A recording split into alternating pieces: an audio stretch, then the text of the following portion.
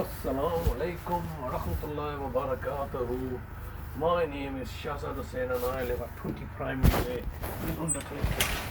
And today has been 177 days that my brother's been kidnapped from my care and being held hostage by the local authority, Bradford Council, in collaboration with his partners, West Yorkshire Police, in conjunction with the courts and tribunal services in Bradford County Court, and the judiciary, various district judges, including District Judge Wilcox, District Judge Mitchell, District Judge Foster, District Judge Hickinbottom, and also Circuit Judge Gosnell, amongst many other judges that are targeting and victimizing me because I look to expose fraud and corruption at the local level, which is where my brother's been and why my brother's been now kidnapped and being held hostage like this. After 177 days of the police arresting me and abducting my brother, they're saying that they need to do a further bail extension because they've got nothing. What they got? It was all a contrivance to come down to take my brother. They came to take my brother because they needed him out of the property so that they could look to evict me from the property. Me being his carer meant the fact that I had certain rights to the property. And so therefore, this is how they work, and they've got a problem, so this is the solution, use a sledgehammer as a solution. And that's what they've used. They've just taken my brother. I miss my brother so much. My sister's crying all the time saying, we want to see our brother like we wanted to see our mother. And the council are just being so tyrannical and refusing to even engage with me. I'm sending in daily voice messages every single day, and they just simply refuse to engage with me. They've then told all their friends and associates not to engage with me as well. So none of the solicitors are engaging with me. None of the courts are engaging with me.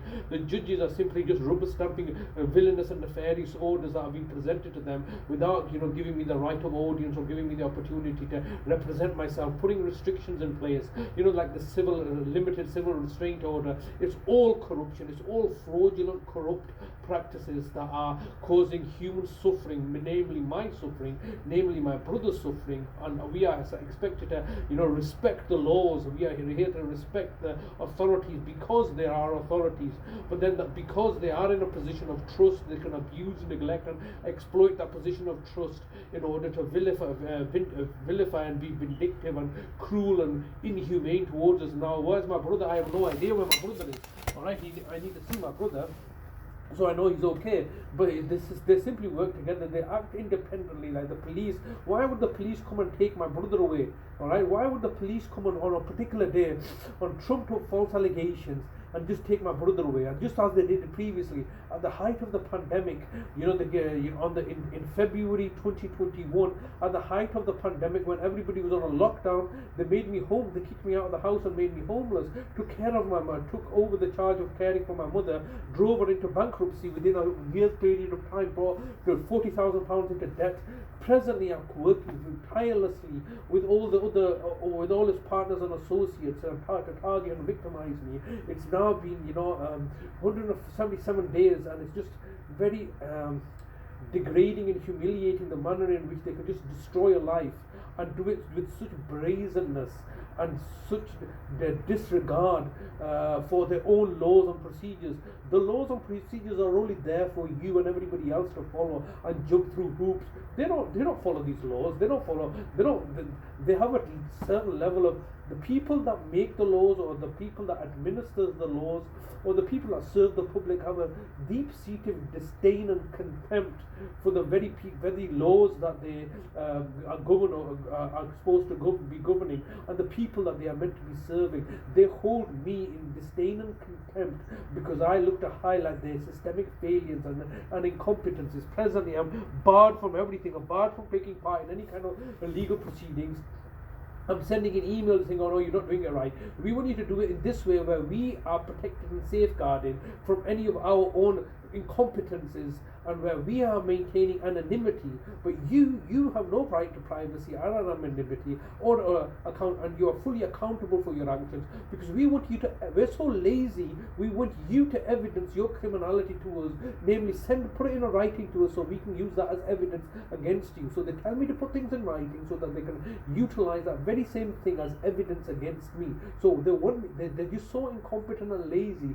They want me to build up a case against myself so I can basically, they're not even willing to get a noose to put around my neck. They want me to put a noose around my own neck to hang myself for their benefit. Absolute moronic, idiotic, racist, xenophobic morons. That's what they are. And obviously it's very frustrating. I have no idea where my brother is. There's no laws that allow them to do this. They've been bending and twisting the laws, buying off the judges. That's the most despicable thing of it all. The most heinous and despicable thing is that they say the judiciary is independent. No, it's not independent. It's separate. It's separate but not independent. That aspect of it being independent is just pure rhetoric that they give you. They all work together, they all work separately, but work to the common cause, a singular narrative. And that singular narrative happens to be, in my circumstances, to target and victimize me, to put me into servitude and bondage, to psychologically gaslight me and torture me while they corral and manipulate me into positions and situations that are to my detriment and to their benefit. So this is the present situation I'm facing, this ongoing, relentless and torturous, to say the least. I'm losing, they're trying to make me lose my mind as I look to expose their lies and deceptions and corruptions. It's just so frustrating because everybody's involved. And it's just, oh no, you're paranoid, Mr. Hussain, you're talking rubbish, nobody's like this, we've got no time to be. No, you've got no time to do your own jobs properly that you're trained to do, because you're so incompetent at doing your own jobs, but you're happy to bend over backwards to end up doing criminality because there's more lasciviousness, it's more entertaining for you, and it's more exciting in your boring 95 jobs that you pay to do but you can't be bothered doing. So you pay to do a job, you can't be bothered doing it, but you rather do something else and try to get quicker rewards for it, because it's all a level of criminality that's going to be rewarded for that, because it's all a narrative that's been promoted. Just absolutely sickening. And obviously there's a vulnerable person, my brother who's suffering, my older brother Nazim who suffered, my mother who suffered, my father who suffered, now that I'm suffering. Everybody's suffering as a result of the local authority needing to maintain this facade or a charade that they're a competent local authority. And I'm reading even today, they can't balance the books, they have financial ineptitude and on the verge of bankruptcy, begging the government for more money that they've squandered away and mismanaged and utilized their position of authority to commit acts of tyranny and abuse of power to effectively, I'm not just talking about manslaughter, effectively murder my mother, effectively murder my brother and father, and now targeting and victimizing my brother to steal his money. They got no money of their own, and though basically what they've done is they've stolen my family trust fund and look to reconstitute it as their money so they can do with it as they please, because they've got no money left. Absolutely disgusting and horrendous. But what is one to do but to be patient and persevere to see where this thing takes us. We'll see how it goes.